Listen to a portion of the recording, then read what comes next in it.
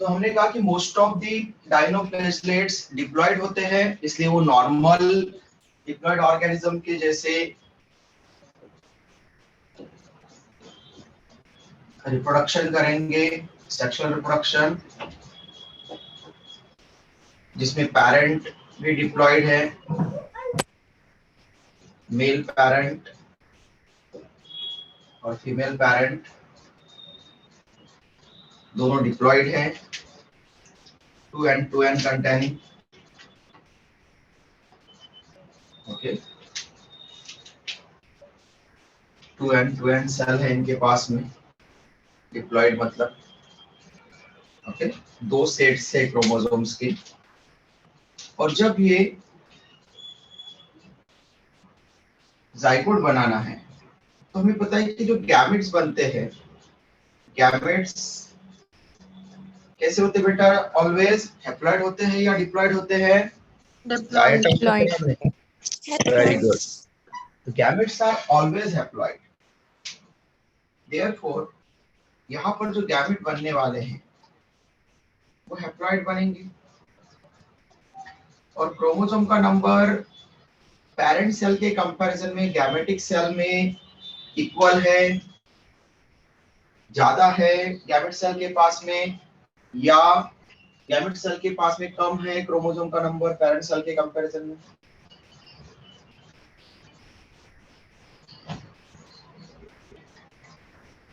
Gametes के पास में chromosome का नंबर कितना है?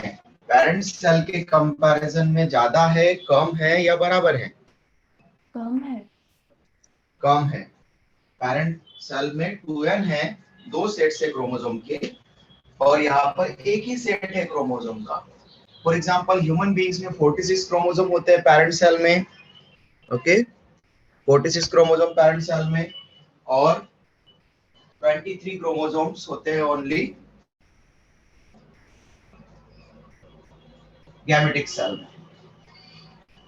ठीक है, इस तरह से रिड्यूस हो रहा है, इसलिए डिवीजन होगा meiosis division, reductional division. Same ऐसे यहाँ पर गैमेट हमेशा क्या बनेंगे? हैप्लॉइड। हैप्लॉइड गैमेट्स, यहाँ पर भी लगेगा मियोसिस डिवीजन। तो डिप्लॉइड ऑर्गेनिज्म जब गैमेट फॉर्म करते हैं अपनी डिप्लॉइड सेल से, तो मियोसिस डिवीजन रिक्वायर्ड होता है, रिडक्शनल डिवीजन, क्योंकि क्रोमोसोम का नंबर वहां पर कम है गैमेट्स में। देन फर्टिलाइजेशन होता है, फ्यूज होंगे मेल फीमेल गैमेट्स, और मेल फीमेल गैमेट्स फ्यूज होने पर जाइगोट बनता है। ओके, इस प्रोसेस को हम बोलते हैं फर्टिलाइजेशन।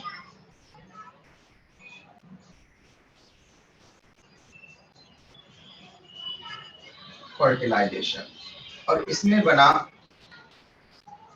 n से 2n सेल, जाइगोट।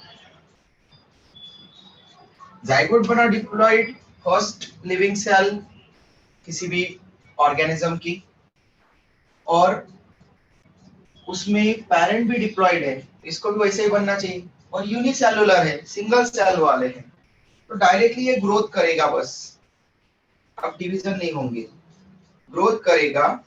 और 2n वाला यहाँ पर डायनोफ्लैगेलेट बन जाएगा, डॉटर डायनोफ्लैगेलेट। ओके, प्रोजेनी बन जाएगा मतलब ये।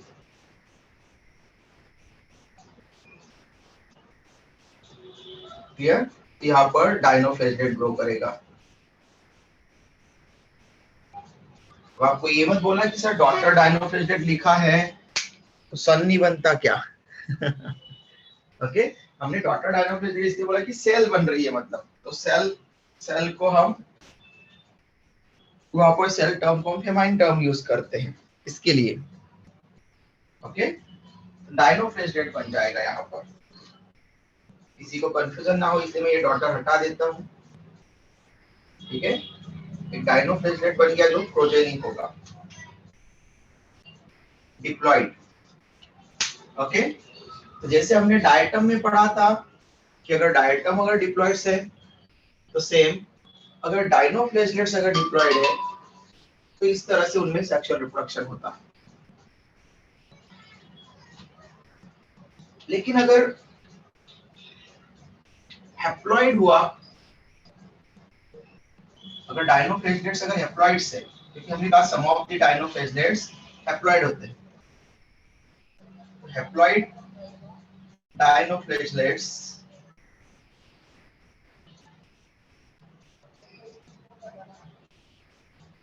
It means n number of chromosome containing, मतलब एक सिंगल सेट है उनके पास में, डिफरेंट क्रोमोसोम का सिंगल सेट है।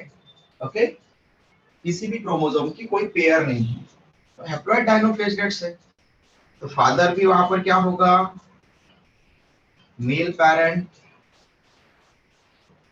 एंड फीमेल पेरेंट, दोनों कैसे है, haploid. Male parent and containing, female parent भी एंड कंटेनिंग सेल्स है उसमें, मतलब single set of chromosomes present है उनके पास में। अब ये इनको गैमेट बनाना है।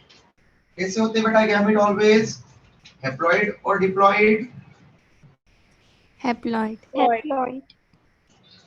Very good, gametes are always haploid. Gametes बनाना इनको,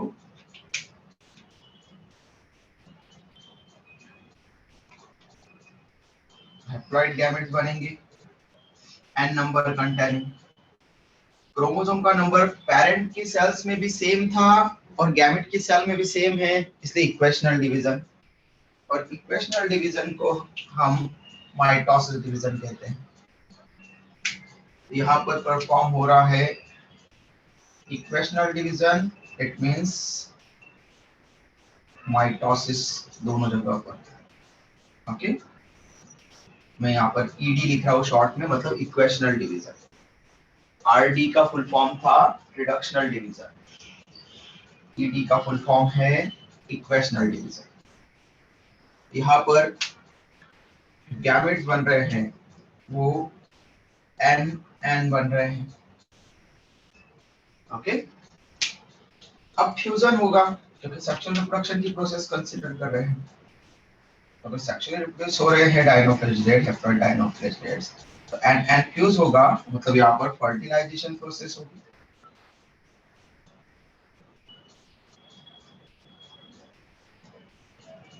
और फर्टिलाइजेशन से 2n जाइगोट फॉर्म होगा। ठीक है, अब ये बन गया 2n जाइगोट। लेकिन पेरेंट की सेल कैसी थी बेटा, यहाँ पर हैप्लॉइड थी या डिप्लॉइड? Haploid. हैप्लॉइड। तो डॉटर भी, या फिर जो डॉटर की सेल्स या जो प्रोजेनी डायनोफ्लेजेलेट बनना चाहिए, वो भी कैसा बनना चाहिए, हैप्लॉइड बनना चाहिए या डिप्लॉइड? Haploid. हैप्लॉइड। ओके, तो जाइगोट है डिप्लॉइड, लेकिन यहाँ पर जो प्रोजेनी बनना चाहिए वो बनना चाहिए हैप्लॉइड। तो हैप्लॉइड प्रोजेनी बनने के लिए यहाँ पर रिडक्शन होना चाहिए क्रोमोसोम का यहाँ पर। और रिडक्शन करने वाला डिवीजन कौन सा है, क्रोमोसोम में रिडक्शन करने वाला? Meiosis. मियोसिस। मतलब यहाँ पर रिडक्शनल डिवीजन मियोसिस परफॉर्म होना चाहिए। और जब मियोसिस किसी डिप्लॉइड सेल में परफॉर्म होता है, ध्यान रखना हैप्लॉइड सेल में कभी मियोसिस नहीं होता। जब भी आप हैप्लॉइड सेल का डिवीजन करो तो हमेशा माइटोसिस लिखो। ओके, लेकिन जो डिप्लॉइड सेल होती है उसमें मियोसिस या माइटोसिस दोनों में से कोई भी होने के चांसेस होते हैं, डिपेंडिंग अपॉन वो सोमेटिक सेल है, सोमेटिक मतलब बॉडी की, तो बॉडी की सेल होगी तो माइटोसिस बनेगा। लेकिन अगर वो गैमेटिक मदर सेल है, ओके, जर्मिनल सेल है या जर्म सेल है, ओके, पूरा नाम जर्मिनल सेल, शॉर्ट में जर्म सेल, ओके, और वो गैमेटिक मदर सेल है, मतलब गैमेट प्रोड्यूस करने वाली सेल, गैमेटेंजिया। तो उन सेल्स में अगर वो डिप्लॉइड है तो उन सेल्स में मियोसिस डिवीजन होता है गैमेट्स बनाने के लिए। ठीक है, सोमेटिक सेल्स में माइटोसिस डिवीजन और डिप्लॉइड गैमेटिक मदर सेल में गैमेट बनाने के लिए मियोसिस डिवीजन। तो जाइगोट यहाँ पर 2n है और प्रोजेनी बनना चाहिए n, क्योंकि उसके पेरेंट भी वैसे ही थे n, उसको भी n नंबर ही चाहिए क्रोमोसोम्स के। तो मियोसिस डिवीजन हुआ, मियोसिस डिवीजन में एक डॉटर सेल से एक पेरेंट सेल से 4 डॉटर सेल्स बनती है। इसलिए एक जाइगोट से यहाँ पर 4 हैप्लॉइड सेल्स बनेगी, प्रोजेनी सेल्स, और फिर वो ग्रो करेगी, पूरा डायनोफ्लेजेलेट बनाएगी, 4 डायनोफ्लेजेलेट बनेगी। ठीक है, प्रोजेनी सेल्स, ये डायनोफ्लेजेलेट्स। जबकि माइटोसिस में, मतलब जो माइटोसिस होकर के यहाँ पर जो गैमेट बने थे और जाइगोट बना था, और जाइगोट में 2n है, जाइगोट भी ऑलवेज 2n होता है, पेरेंट सेल में अगर 2n है उसको भी उसी में ग्रो करना था। तो एक जाइगोट से एक ही डायनोफ्लेजेलेट बना था डिप्लॉइड टाइम पर, लेकिन हैप्लॉइड के टाइम पर एक जाइगोट से 4 डायनोफ्लेजेलेट्स बन गए प्रोजेनी। स्क्रीनशॉट ले लो बेटा जल्दी से। सर यस बेटा। सर जाइगोट से 4 डॉटर सेल कैसे बनते हैं? बेटा मियोसिस डिवीजन जो होता है, स्क्रीनशॉट ले लो, फिर मैं बता देता हूँ, वहां पर एक्सप्लेन करके बता देता हूँ शॉर्ट में। Sir done. Very good. चल, अब जाइगोट से 4 डॉटर सेल्स यहाँ पर कैसी बनती है? तो आपने 9th 10th में मियोसिस डिवीजन पढ़ा क्या बेटा, शॉर्ट में कुछ ब्रीफ में? Yes sir. हाँ, तो मियोसिस डिविजन्स में क्रोमोसोम का नंबर रिड्यूस होता है, डिप्लॉइड सेल से हैप्लॉइड सेल्स बनती है, एंड सिंगल पैरेंटल सेल से 4 डॉटर सेल्स बनती है। ये मियोसिस रिप्रेजेंट करता है। ओके, अब कैसे होता है ये तो देखो। जब एक पैरेंट सेल मियोसिस डिवीजन में पार्टिसिपेट करती है, ओके, तो सबसे पहले वहां पर इंटरकाइनेसिस होता है। इंटरकाइनेसिस से क्या होगा? कोई भी सेल डिवीजन जब होता है ना, तो सेल डिवीजन में 2 पार्ट्स होते हैं। सबसे पहले आई फेज मतलब इंटरफेज, ओके, एंड देन फिर एम फेज मतलब माइटोसिस और माइटोटिक फेज। इंटरफेज में G1, S एंड G2, ये आपको सिलेबस में है सेल डिवीजन वाले टॉपिक में, जो 10 नंबर का टॉपिक है आपको, ओके, एनसीईआरटी में 10th नंबर का यूनिट 3 में लास्ट वाला चैप्टर। ठीक है, जो सीबीएसई के स्टूडेंट हैं उनके लिए सेल डिवीजन का चैप्टर सेकंड इसमें रखा गया है। 2 सेम में होने वाली ना एग्जाम, तो उसके लिए 11th में, उनके लिए 10th वाला चैप्टर सेकंड सेमेस्टर में रखा गया है। फर्स्ट सेमेस्टर में फर्स्ट 9 चैप्टर रखे गए हैं सीबीएसई बोर्ड के स्टूडेंट्स 11th क्लास के लिए बायोलॉजी। तो 10th वाला चैप्टर हम पढ़ेंगे सेल डिवीजन। जब भी सेल डिवीजन होता है तो उसमें 2 फेजेस होती है, I phase and M phase. I phase में G1 S G2 होता है। एम फेज डिपेंड करेगा कि माइटोसिस हो रहा है और मियोसिस हो रहा है। ठीक है, सेल में कौन सा डिवीजन हो रहा है। तो वेदर माइटोसिस और मियोसिस, आई फेज कॉमन है सबके लिए। तो सबसे पहले आई फेज में क्या करती है, इंटरफेज में क्या होता है? तो इंटरफेज में सेल की ग्रोथ होती है, सेल को डिवाइड करने वाले सारे फैक्टर्स बना लिए जाते हैं। ओके, तो सेल 2n की 2n बची, बट सेल की ग्रोथ हो गई, पहले के कंपैरिजन में सेल बड़ी बनाई गई है। ओके, और जो डीएनए होता है वो भी डबल हो चुका होता है। क्रोमोसोम का नंबर वही है 2n, डी क्रोमोसोम नहीं बन रहे, लेकिन डीएनए डबल हो गया। तो ये सारे सिग्नल से क्या वो सेल डिवाइड हो सकती है। अब डिपेंडिंग अपॉन कि उसको माइटोसिस करना है मियोसिस करना है, वो वहां पर होता है। हम कह रहे हैं यहाँ पर मियोसिस डिवीजन करना है, हैप्लॉइड बनाना है। तो मियोसिस की स्टेज में मियोसिस में मियोसिस 1, फिर वहां पर इंटरकाइनेसिस, फिर मियोसिस 2, फिर साइटोकाइनेसिस होता है। ओके, तो वहां पर हम पूरा डिटेल में पढ़ेंगे। यहाँ पर मैं आपको बता रहा हूँ कि 4 सेल्स कैसे बन रही है। मियोसिस 1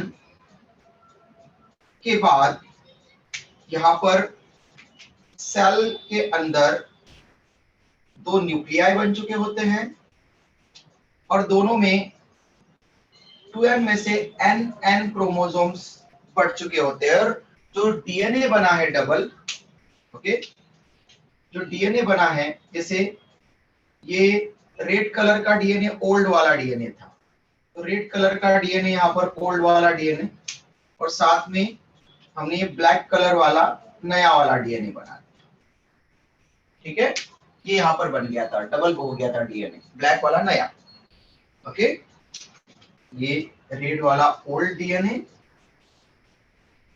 और ब्लैक वाला न्यू डीएनए। ओके, जो एच बेस में डबल हो गया था पुराना डीएनए, तो नया डीएनए को दिखाने के लिए हमने अलग कलर चेंज कर दिया। यहाँ तक क्लियर है बेटा सबको? और खासकर किसका क्वेश्चन था बेटा? सानिका का क्वेश्चन था क्या? किसका था? सर मनस्वी। हाँ सर। ओके, यहाँ तक क्लियर है बेटा मनस्वी? Yes sir. ओके, तो अब क्या होगा, यहाँ पर 2n में से n क्रोमोसोम्स यहाँ पर चले गए हैं मियोसिस 1 के बाद। ऐसे ही आधा ओल्ड वाला डीएनए और आधा न्यू वाला डीएनए यहाँ पर चला गया। इसी तरह से आधा यहाँ पर ओल्ड वाला डीएनए, बाकी का आधा इस पोल पर है, ओके, अपोजिट पोल पर, और आधा ओल्ड वाला डीएनए।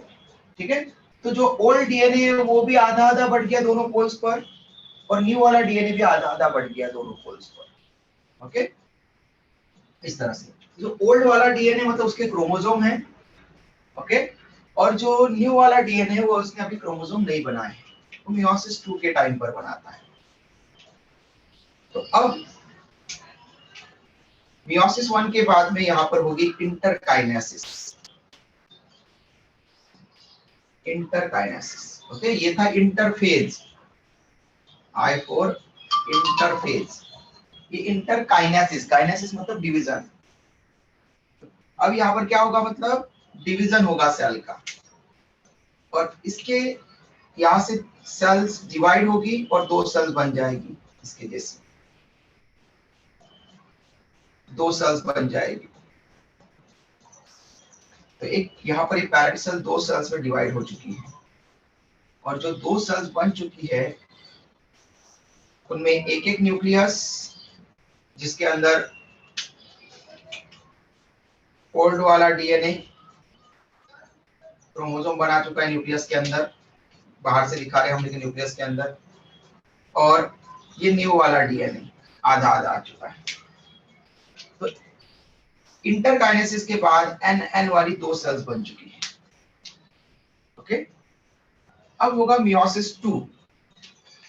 मियोसिस 1 और इंटरकाइनेसिस के बाद 2 डॉटर सेल्स हैप्लॉइड एन बन चुकी है। अब इन दोनों सेल्स में साइमल्टेनियसली एक साथ में होगा मियोसिस 2। 2 सेल बनी है रिजल्टेंट, तो दोनों सेल्स में साइमल्टेनियसली मियोसिस 2 होगा। इसमें भी मियोसिस 2, इसमें भी मियोसिस 2, और मियोसिस 2 में प्रोफेज 2, मेटाफेज 2, एनाफेज 2। ओके, आपने पढ़ा होगा माइटोसिस में प्रोफेज, मेटाफेज, एनाफेज, टेलोफेज, ये 4 स्टेप्स होती है कैरियोकाइनेसिस। यहाँ पर मियोसिस 2 होगा, और मियोसिस 2 होने पर रिजल्टेंट सेल्स यहाँ पर जो बनेगी उसमें अगेन 2 न्यूक्लियाई होंगे। Okay, n number of chromosome तो ऑलरेडी इसके पास में थे, ओल्ड वाला डीएनए, न्यू वाला डीएनए ने भी क्रोमोसोम बना लिया।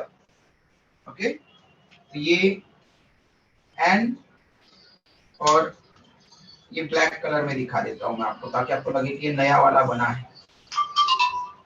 ओके, तो ये n,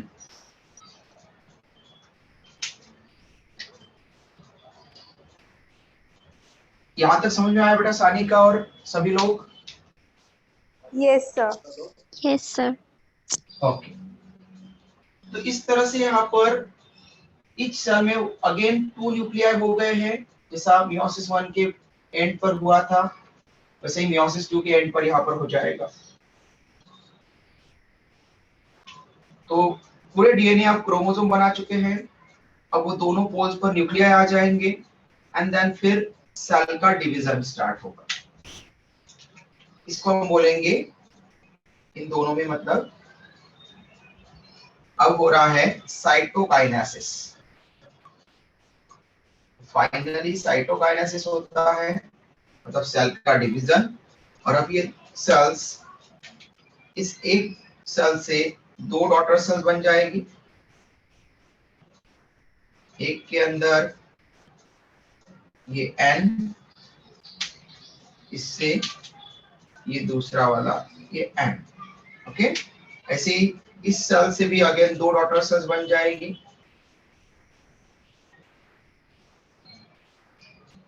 N and N। Okay, तो कितनी डॉटर सेल्स बनी बेटा सानिका और मनस्वी? 4। 4।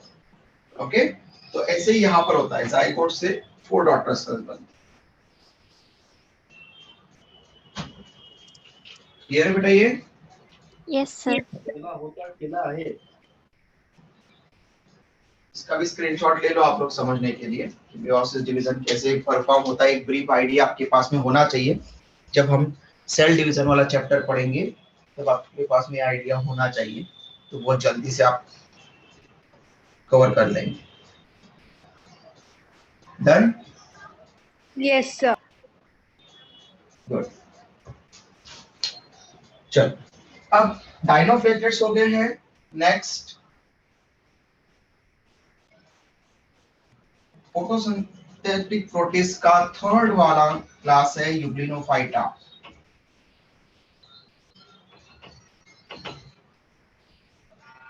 यूग्लिनोफाइटा के सोल मेंबर्स है यूग्लिना, इसलिए उसको यूग्लिनोइड्स भी बोलते हैं। यूग्लिनोइड्स मतलब यूग्लिना के ग्रुप।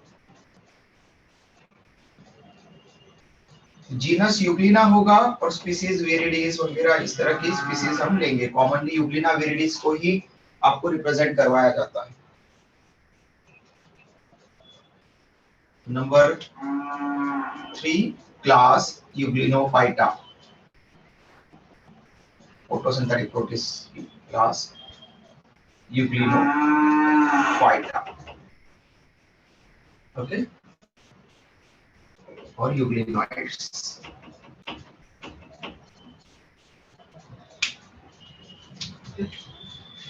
तो sole members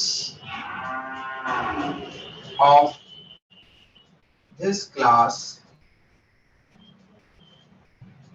are Euglena, Euglena species। Euglena को ऐसा भी आप स्पेल कर सकते हैं, ठीक है।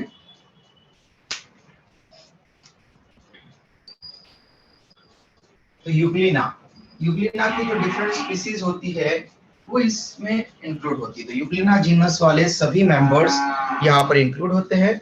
जैसे किंगडम मोनेरा में बैक्टीरिया कॉमनली हमने कहा था, वैसे यहाँ पर यूग्लिनोइड्स में सभी मेंबर्स यूग्लिना होते हैं।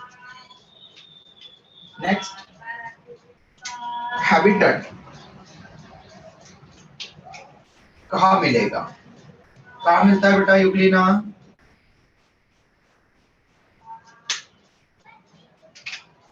यूग्लिना एक्वेटिक होते हैं, वाटर बॉडी में मिलेंगे always. Okay, yes, Dam soil. हाँ मिल सकते हैं। स्टेगनेंट वाटर बॉडीज, जहां पर कि पानी रुका हुआ हो, तो वहां पर हमको ये मिल सकते हैं। तो एक्वेटिक है और aquatic found in stagnant water body. जहां जहां पर पानी रुका हुआ है वहां पर ये मिलने के चांसेस हो सकते हैं। पानी रोक करके रखा है आपने, कोई एक पॉन्ड बना करके रखा है, लेक बना करके रखी है, डैम बना करके रखा है, तो वहां पर इसके मिलने के चांसेस है। ओके, स्टैग्नेंट वाटर बॉडीज में ये मिलता है।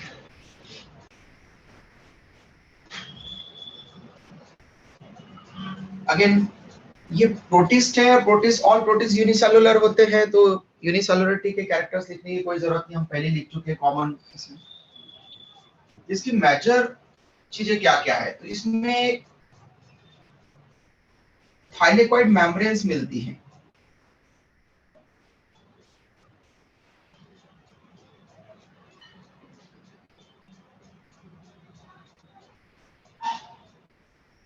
It consist thylakoid membranes. Okay, thylakoid membranes मतलब जब हम यूग्लिना विरिडिस को रिप्रेजेंट करते हैं,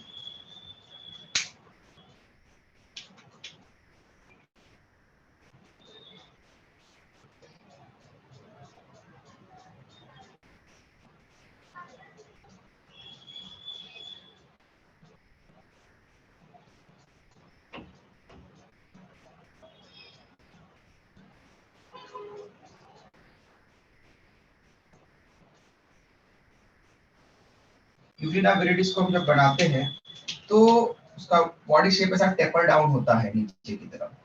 तो यहाँ पर हम उसके लिए ऐसी मेम्ब्रेन लाइक, रॉड लाइक ऐसी स्ट्रक्चर बनाते हैं, जो मेम्ब्रेन होती है थाइलेकॉइड की मेम्ब्रेन्स। ओके, थाइलेकॉइड की मेम्ब्रेन, तो ये जो मेम्ब्रेन्स है ये, इनके अंदर क्लोरोफिल पिगमेंट्स होते हैं, chlorophyll A and B. Okay, thylakoid membranes which possess chlorophyll pigments।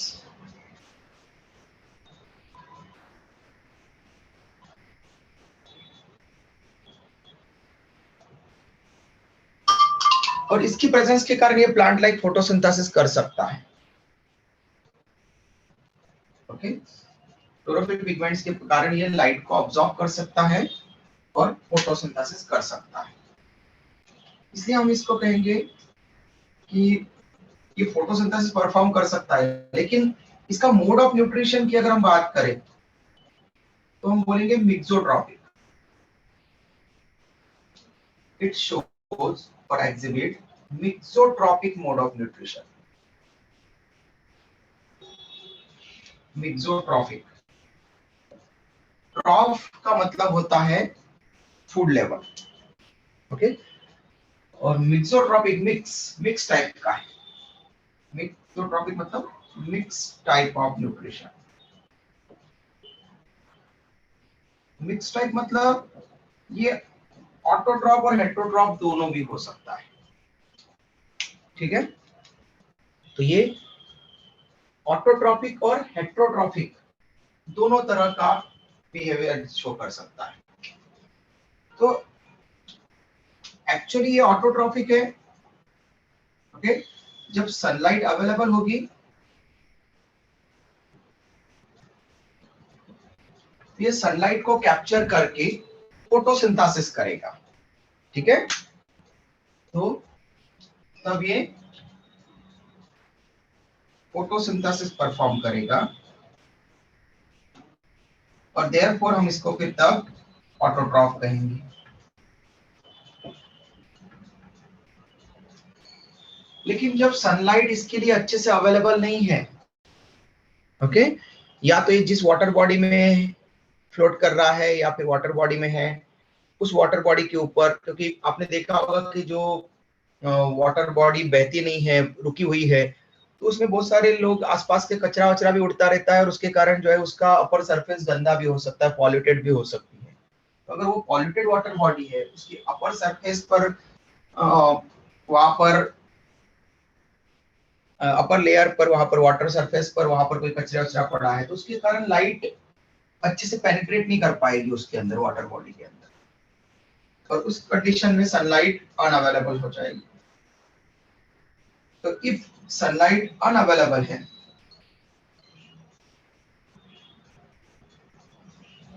तो उस टाइम पर ये प्रेडेटर की तरह बिहेव करेगा।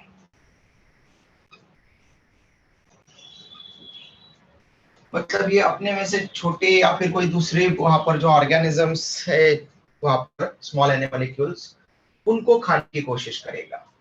और जब ये प्रे के ऊपर फीड कर रहा है, प्रेडेटर की तरह बन रहा है, तो क्या ये ऑटोट्रॉपिक मोड ऑफ न्यूट्रिशन है क्या बेटा? नो। नो। इसको क्या बोलेंगे हम? Heterotrophic mode of nutrition. Okay, तो तब ये बिहेव करने लगा हेट्रोट्रॉप की तरह।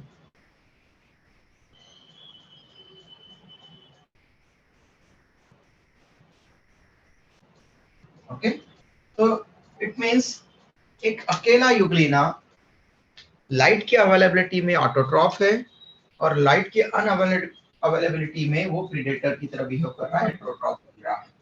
इसका मतलब वो दोनों टाइप के न्यूट्रिशन शो कर रहा है, इसलिए हम उसको बोलते हैं मिक्सोट्रॉपिक मोड ऑफ न्यूट्रिशन।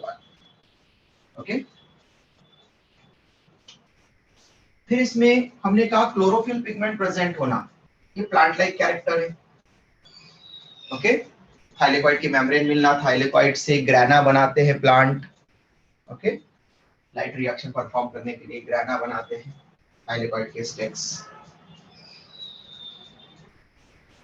तो क्लोरोफिल प्रेजेंट होना, फोटोसिंथेसिस करना वहां पर, तो क्लोरोफिल प्रेजेंट होना, ये कैरेक्टर उसको रिप्रेजेंट करता है प्लांट लाइक।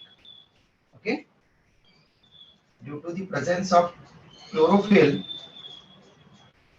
ये प्लांट लाइक हो गया।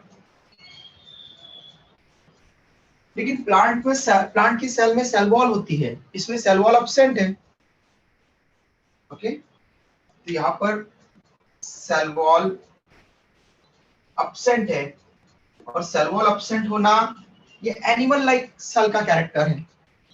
जो एनिमल या एनिमल लाइक सेल्स होती है उनमें सेल वॉल एब्सेंट होती है, तो ये एनिमल लाइक कैरेक्टर हो गया।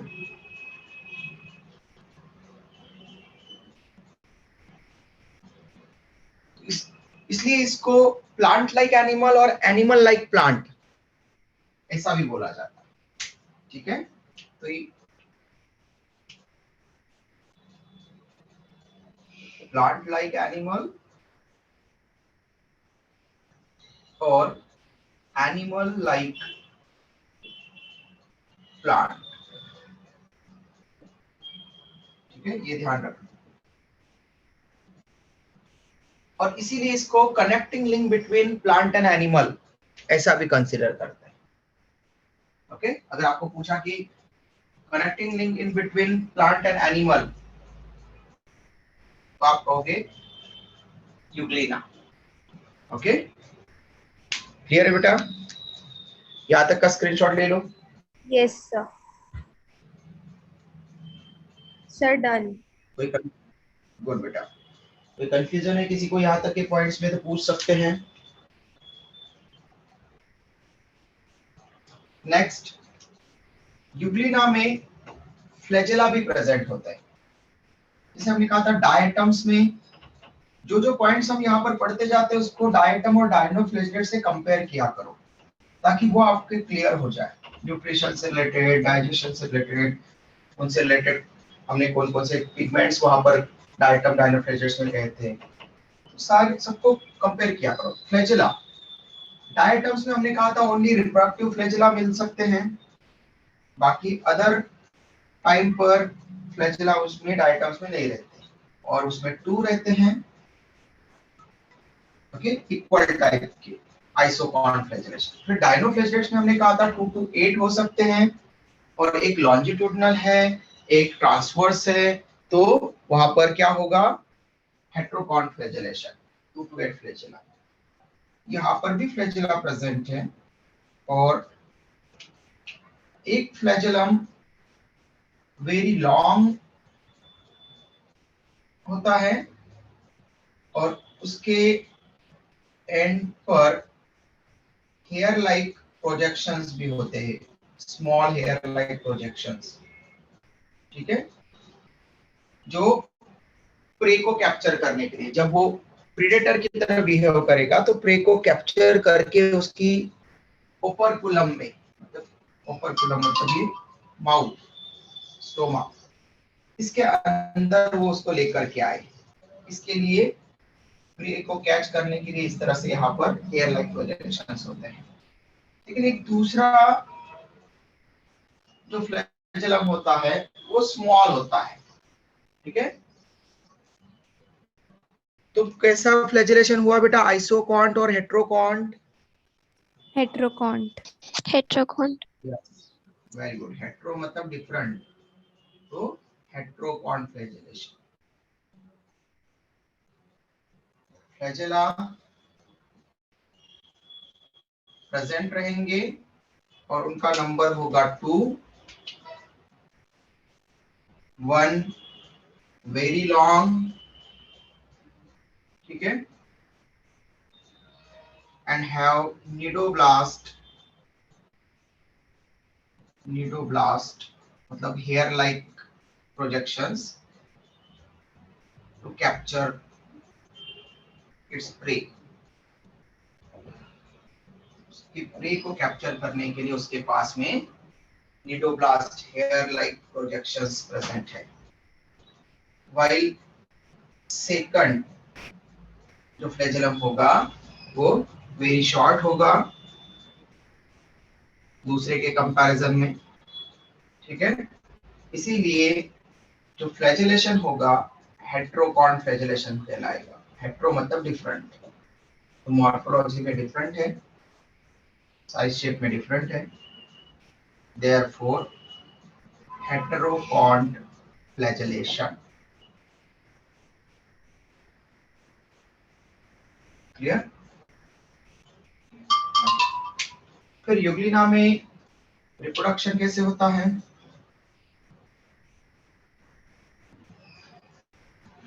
इसमें भी दोनों टाइप के रिप्रोडक्शन हो सकते हैं। ज्यादातर ये एसेक्सुअल रिप्रोडक्शन परफॉर्म करता है, लेकिन सेक्सुअल रिप्रोडक्शन भी कर सकता है। तो एसेक्सुअल रिप्रोडक्शन की मेथड इसमें होती है बाइनरी फिशन, और बाइनरी फिशन में भी ये लॉन्जिट्यूडिनल बाइनरी फिशन की हेल्प से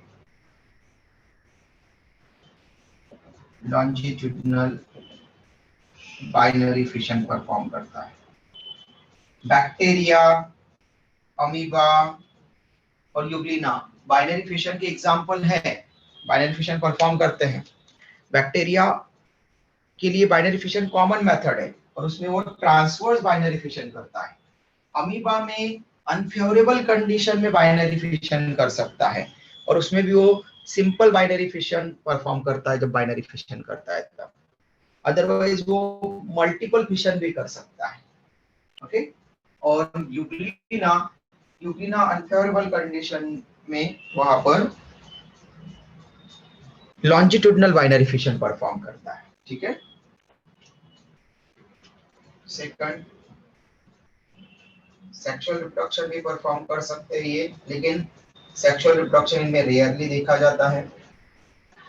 और आपको पता है कि सेक्सुअल रिप्रोडक्शन की 2 स्टेजेस होती है, गैमेटोजेनेसिस मतलब गैमेट फॉर्म करना, एंड देन फर्टिलाइजेशन जिससे फ्यूजन ऑफ गैमेट्स होगा, मेल एंड फीमेल गैमेट, जिसको हम सिंगैमी भी बोलते हैं। And as a result of fertilisation zygote form होता है और जाइगोट से फिर प्रोजेनी वहां पर डेवलप होता है। क्लियर बेटा? स्क्रीनशॉट ले सकते हैं आप लोग।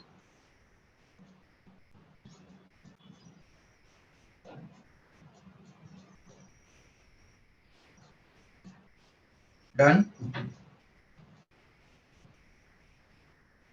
Yes sir. आज के लेक्चर में किसी को कोई डाउट बचा है? सर यस बेटा। सर प्रोटिस्टा में मेजर ग्रुप कौन सा होता है? प्रोटिस्टा में मेजर ग्रुप? यस सर, बेटा जैसे मोनेरा ऐसा में यू बैक्टीरिया था। हाँ, तो बेटा एक्चुअल में क्या है ना कि आर्की बैक्टीरिया प्रिमिटिव बैक्टीरिया है, वो ज्यादा ग्रो नहीं होते नॉर्मल एनवायरनमेंट में, ओके। वो एक्सट्रीम एनवायरनमेंट में ही ग्रो होते हैं, तो अर्लियर बैक्टीरिया है। और जो यू बैक्टीरिया है वो नॉर्मल कंडीशन में ग्रो होते हैं, इसलिए हमने उनको कहा कि यू बैक्टीरिया आजकल डोमिनेंट है, वो मेन ग्रुप है। लेकिन प्रोटिस्ट तो फिर आगे प्रोकैरियोट से फिर प्रोटिस्ट डेवलप हुए होंगे, हम ऐसा कंसीडर करते हैं यूकैरियोट्स। ओके, तो इनमें ऐसा कोई हम ये नहीं कहेंगे। एक्चुअल में क्या है कि इनमें 3 अलग अलग ग्रुप है और 3 अलग अलग ग्रुप की बाउंड्री अलग अलग किंगडम से मिलती है। ओके, जैसे हम प्लांट्स में कहेंगे तो प्लांट्स में कहेंगे कि आजकल के डोमिनेंट प्लांट कौन से हैं? Flowering plant, angiosperms. Okay, flowering plant, angiosperms, ये आजकल के डोमिनेंट प्लांट हैं। एनिमल्स में हम कहेंगे मैमल्स डोमिनेंट है, और मैमल्स में भी ह्यूमन बीइंग डोमिनेंट है। Okay, clear? तो लेकिन हम फंजाई में, प्रोटिस्ट में ये नहीं बता सकते, क्योंकि इनकी बाउंड्री प्रॉपर क्लियर नहीं है। फंजाई भी, कुछ फंजाई को प्लांट लाइक पहले कंसीडर करते थे, ओके, लेकिन फिर उनमें क्लोरोफिल नहीं मिलता, इसलिए हेटेरोट्रॉफ है, इसलिए उनको अलग कर दिया है। ओके, तो वहां पर मल्टीसेलुलर फंजाई बहुत सारे हैं, यूनिसेलुलर फंजाई भी वहां पर है, लेकिन हम ये नहीं कहेंगे कि फिर मल्टीसेलुलर फंजाई वहां पर मेजर ग्रुप है। यूनिसेलुलर फंजाई ईस्ट भी वहां पर है। ओके, तो प्रोटिस्टा के तीनों ग्रुप्स 3 अलग किंगडम के साथ में बाउंड्री शेयर करते हैं। Okay, photosynthetic protist plant like है, प्लांट के साथ में बाउंड्री शेयर करते हैं। Slime moulds, decomposer protist fungi के साथ में बाउंड्री शेयर करते हैं, किंगडम फंजाई के साथ में, एंड किंगडम एनिमलिया के साथ में प्रोटोजोन प्रोटिस्ट बाउंड्री शेयर करते हैं। तो इसलिए हम यहाँ पर नहीं बोल सकते कि कौन मेजर है और कौन वहां पर डोमिनेंट है, मतलब, और कौन वहां पर सप्रेस हुआ है, इसकी ज्यादा ग्रोथ नहीं होती। वो हम बैक्टीरिया में कह सकते हैं, क्योंकि बैक्टीरिया में आजकल के इन्वायरमेंट में ओनली यू बैक्टीरिया ज्यादा ग्रो होते हैं। एक्सट्रीम हार्श कंडीशन बहुत ही कम जगह पर बची है, वहीं पर केवल रिस्ट्रिक्टेड है आर्की बैक्टीरिया। क्लियर बेटा? Yes sir. ओके, और कोई, किसी को कोई और डाउट बेटा?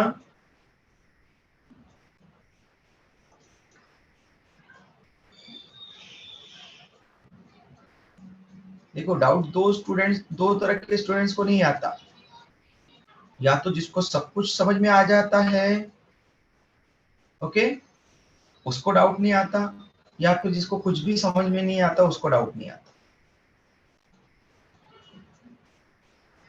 तो आप लोग डिसाइड करो आप किस तरह के स्टूडेंट बनना चाहते हो, ठीक है? सर और सब कुछ आता है ऐसा तो कोई भी नहीं है, इवन हमको भी हमें इम्प्रूवमेंट लाना पड़ता है, हम भी डेली जो है वो कुछ ना कुछ अपडेशन या फिर उससे रिलेटेड टर्म्स हम बोलते रहते हैं। तो परफेक्ट तो कोई नहीं है, इसलिए क्लास में कभी ना कभी कुछ ना कुछ ये होने से कुछ डाउट वहां पर रह जाता होगा, या फिर हमारे मन में कोई कोई डाउट आता होगा। यस बेटा, किसी ने कुछ बोला था? सर क्रॉसिंग ओवर क्या होता है? क्या बेटा? जो मियोसिस में क्रॉसिंग ओवर होता है ना। क्रॉसिंग ओवर, ओके ओके हाँ ओके। सर। क्रॉसिंग ओवर का मतलब होता है बेटा डीएनए का एक्सचेंज होना दो होमोलॉगस क्रोमोसोम्स में, उसको क्रॉसिंग ओवर पढ़ते हैं। मियोसिस डिवीजन में पढ़ते हैं हम क्रॉसिंग ओवर। जैसे आपको सिंपली समझा देता हूँ, वहां पर मियोसिस का पार्ट है आपका, ये एक क्रोमोसोम है, समझ लो ये किसी ह्यूमन बीइंग का पहला क्रोमोसोम है, और हमें पता है कि ह्यूमन बीइंग्स में क्रोमोसोम की पेयर होती है, इसलिए एक अनदर कॉपी भी इसकी प्रेजेंट होगी। ओके, ये फर्स्ट बी। ओके, तो 1 1 दो बार है ना, 23 क्रोमोसोम्स है हमारे पास में, और उनकी कॉपी है 46 टोटल। इस तरह से यहाँ पर ये क्रोमोसोम्स है। तो माइटोसिस के टाइम पर कोई डीएनए का क्रोमोसोम्स के बीच में एक्सचेंज नहीं होता, एज सच आती है। इसलिए हमारी जो यहाँ पर जो एक सेल है वो जो फंक्शन कर रही है, उसके पास वाली दूसरी उसी टिश्यू की सेल सेम फंक्शन परफॉर्म करती है, उसी टिश्यू की सेल्स। ओके, तो वो एक तरह से क्लोन रहती है एक दूसरे की, एक ही टिश्यू की cells, same origin and same function करने वाली ग्रुप ऑफ सेल्स को हम टिश्यू कहते हैं। ओके, तो क्लोन रहती है एक दूसरे की, समझ लो सोमेटिक सेल्स, एक ही टिश्यू की सेल्स। लेकिन मियोसिस में जो गैमेट्स बनना चाहिए गैमेट्स बनने के लिए वहां पर उनमें कुछ ना कुछ चेंजेस आना चाहिए, हर गैमेट में कुछ ना कुछ अलग होना चाहिए। क्यों? क्योंकि आगे रिप्रोडक्शन से उनमें चेंजेस आना चाहिए, जो जाइगोट बनेगा सेक्सुअल रिप्रोडक्शन से उनमें चेंजेस आना चाहिए, क्योंकि चेंजिंग इन्वायरमेंट भी चेंज होता है, और इस चेंजिंग इन्वायरमेंट के साथ में कोप अप करने के लिए, अडॉप्ट करने के लिए वहां पर कैरेक्टर्स में थोड़े अल्टर होते रहना चाहिए। ओके, तो कॉपी नहीं बनना चाहिए, एग्जैक्ट कॉपी। इसलिए सेक्सुअल रिप्रोडक्शन से कभी भी कॉपी नहीं बनते। ओके, पेरेंट्स के हम डायरेक्टली कॉपी नहीं होते, एग्जैक्ट क्लोन नहीं होते। ओके, आई समझ में? तो इसीलिए नहीं होते क्योंकि गैमेट बनते समय मियोसिस होता है, और मियोसिस वन जो फर्स्ट मियोसिस पढ़ा था हमने, मियोसिस फर्स्ट और मियोसिस सेकंड, मियोसिस फर्स्ट के प्रोफेज फर्स्ट एक स्टेज होती है, प्रोफेज फर्स्ट में 5 स्टेजेस आती है, जिसमें थर्ड वाली स्टेज होती है पेकाइटिन स्टेज, वो आपको क्लियरली पढ़ाऊंगा मैं तब। उस पेकाइटिन स्टेज में क्रॉसिंग ओवर एंड रिकॉम्बिनेशन होता है, कॉम्बिनेशन बदलता है। तो क्रॉसिंग ओवर मतलब क्रोमोसोम का एक दूसरे के ऊपर ओवरलैप होना, एंड देन क्रॉस ओवर करके फिर डीएनए का टिप एक्सचेंज करना। फॉर एग्जांपल यहां पर जीन है, यहां पर सेम जीन यहां पर प्रेजेंट रहेगा, तो इसके अलील है यहां पर, जैसे कि कैपिटल टी इधर है, और इधर स्मॉल टी आया इस क्रोमोसोम पर। कैपिटल टी है, इसका हम कॉमन निकालेंगे कैपिटल टी इस क्रोमोसोम का, और इस क्रोमोसोम के दोनों क्रोमेटिड पर स्मॉल टी इसलिए कॉमन निकालेंगे स्मॉल टी। ओके, और इस तरह से इसका जीन रिप्रेजेंट करेंगे कैपिटल टी स्मॉल टी, मतलब ये हो गया हाइब्रिड टॉल। ओके, प्लांट में आप पढ़ते हैं ना, तो मैंने यहाँ पर सब एग्जांपल दे दिया वो टी का। तो कैपिटल टी स्मॉल टी को आप बोलते हैं हाइब्रिड टॉल। कैपिटल टी होता तो क्या बोलते हैं?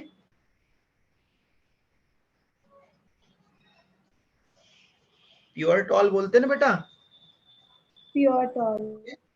है ना? और अगर स्मॉल टी होता और दोनों का फिर इसका कॉमन स्मॉल टी आता, इसका भी स्मॉल टी आता, तो क्या बोलते हैं? शॉर्ट। यस, शॉर्ट और डॉर्फ। ओके, तो यहाँ पर अभी ये हाइब्रिड टॉल है, ठीक है। अब अगर ये क्रोमोसोम डायरेक्ट चला जाए बिना क्रॉसिंग ओवर के, अगर ये अलग हो जाए सीधा, ठीक है, तो कैपिटल टी ही जाएगा हमेशा। ये अगर डायरेक्टली चला जाए तो स्मॉल टी ही जाएगा, लेकिन ऐसा नहीं होता है। ओके, ऐसा नहीं होता है। पेरेंट्स में ज्यादा से ज्यादा वेरिएशन बने, इसलिए क्रोमोसोम का रिकॉम्बिनेशन होते रहना चाहिए गैमेट बनते समय, तो उससे ज्यादा चांसेस बनेंगे अलग अलग बनने की। इसलिए हम 8 बिलियन से ज्यादा हो चुके हैं ह्यूमन बीइंग, लेकिन 8 बिलियन से ज्यादा होने के बावजूद भी हमारी एग्जैक्ट कॉपी हमको वहां पर मिलने के चांसेस 1 इन बिलियन है, ठीक है। तो डायरेक्ट हमारी एग्जैक्ट कॉपी वहां पर क्लोन हमको नहीं दिखता, बस ओनली जो मोनोजाइगोटिक ट्विंस है उनमें कॉपी दिखती है आपको, वो एक ही जाइगोट से बने हैं। तो यहाँ पर क्यों होता है ऐसा? क्योंकि जाइगोट बनते समय वेरिएशन आती है। हमारे पास में 20,000 to 30,000 जीन्स है, ओके, और गैमेट बनते समय उनमें बहुत सारे जीन्स में रिकॉम्बिनेशन हो जाता है। पेरेंट्स में जो कॉम्बिनेशन था उनका कॉम्बिनेशन बदल जाता है, और फिर एक पेरेंट का एक एक पेरेंट के 23 क्रोमोसोम आते हैं जिसमें कॉम्बिनेशन बदल चुका है पेरेंट्स से अलग, और दूसरे गैमेट में मदर से आता है 23 क्रोमोसोम जिसमें मदर के भी 20,000 to 30,000 जीन्स में से बहुत सारे जीन्स में कॉम्बिनेशन बदल चुका है। ओके, और फिर ये दोनों कॉम्बिनेशन बदले हुए गैमेट फ्यूज होकर के जाइगोट बनाते हैं, और वहां पर उनके जो एज सच कैरेक्टर आए वो कुछ कैरेक्टर हमको दिखते हैं, और जो बदल गए कैरेक्टर उसमें हम थोड़े से चेंज हो जाते हैं उनसे। ओके, तो ये कब होता है? तो ये मियोसिस वन होने के टाइम पर प्रोफेज वन के पेकाइटिन स्टेज में क्रॉसिंग ओवर फिनोमेनन होता है, उसके कारण रिकॉम्बिनेशन होता है। ये दोनों होमोलॉगस क्रोमोसोम, मतलब कि जो फर्स्ट भी है, पेयर वाले क्रोमोसोम को हम होमोलॉगस बोलेंगे, और जो पेयरिंग वाले नहीं, फर्स्ट है, सेकंड है, फर्स्ट है, थर्ड है, फर्स्ट है, नाइन्थ है, इनको हम हेट्रोलॉगस बोलेंगे। पेयर वाले क्रोमोसोम को हम होमोलॉगस क्रोमोसोम बोलते हैं। ये होमोलॉगस क्रोमोसोम मियोसिस 1 के पेकाटिन स्टेज में क्या करते हैं, एक दूसरे के ऊपर क्रॉसओवर, ये और ये क्रॉसओवर करेगा और तब ये एक्सचेंज कर देते हैं अपना डीएनए का पार्ट। जहां जहां पर क्रॉसओवर होगा वहां वहां पर ये एक्सचेंज करेंगे।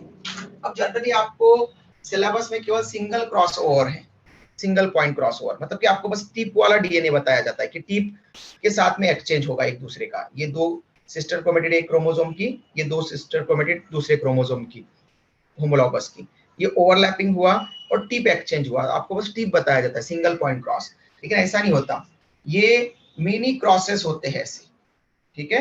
तो 20,000 to 30,000 जीन्स से पूरे 23 क्रोमोसोम्स पर, तो हर एक क्रोमोसोम के ऊपर अबाउट 1000 जीन्स है। तो 1000 जीन्स में से बहुत सारे जीन्स के बीच में क्रॉसओवर होता है और उनका एक्सचेंज होता है, ठीक है। इसके पास में कैपिटल टी था, इसके पास में स्मॉल टी था, इसका डीएनए का एक्सचेंज हो जाएगा इधर, ये आगे इधर स्मॉल टी, और इतना फ्रैगमेंट इस फर्स्ट ए का फर्स्ट बी में चला जाएगा क्रॉसिंग ओवर के बाद में, और यहाँ पर आ गया है स्मॉल टी और यहाँ पर आ गया कैपिटल टी। तो अब ये कैपिटल टी जाता क्रोमोसोम, अब जाएगा capital T small T, okay, आ रहा है समझ में। तो ये चेंज हो गया, ये चेंज किसके कारण आया, क्रॉसिंग ओवर होने से। क्रॉसिंग ओवर के बाद में कॉम्बिनेशन चेंज हुआ, इस प्रोसेस को हम बोलते हैं रिकॉम्बिनेशन, ओके, इस प्रोसेस को रिकॉम्बिनेशन बोलते हैं। इसको हम डिटेल में पढ़ेंगे डिवीजन, मियोसिस डिवीजन के टाइम पर। तो आपने जो क्वेश्चन पूछा था उसका थोड़ा सा आपको क्लियर हुआ बेटा, सानिका यहाँ तक, या मनस्वी किसने पूछा था? ओके ओके बेटा, Sir, I ठीक have है, doubt. हाँ पूछो बेटा जल्दी, लेकिन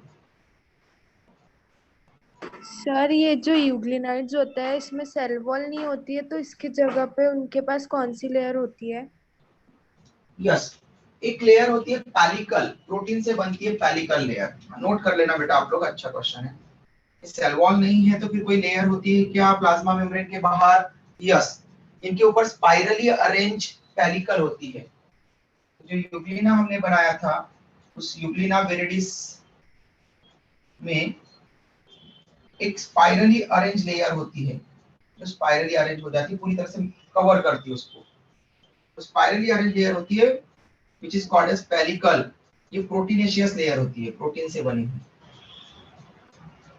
प्रोटीनेशियस लेयर है पेलिकल लेयर, जिसको प्रोटेक्ट करती है और फ्लेक्सिबिलिटी भी प्रोवाइड करती है। प्रोटेक्शन एंड फ्लेक्सिबिलिटी, ये दो फंक्शन परफॉर्म करती है pellicle layer. Good question. Okay, चलो बेटा bye, take care. Thank you sir, कल बाय। मिलते हैं, स्लाइम मोल्ड्स और प्रोटोजोन्स कंप्लीट करेंगे कल।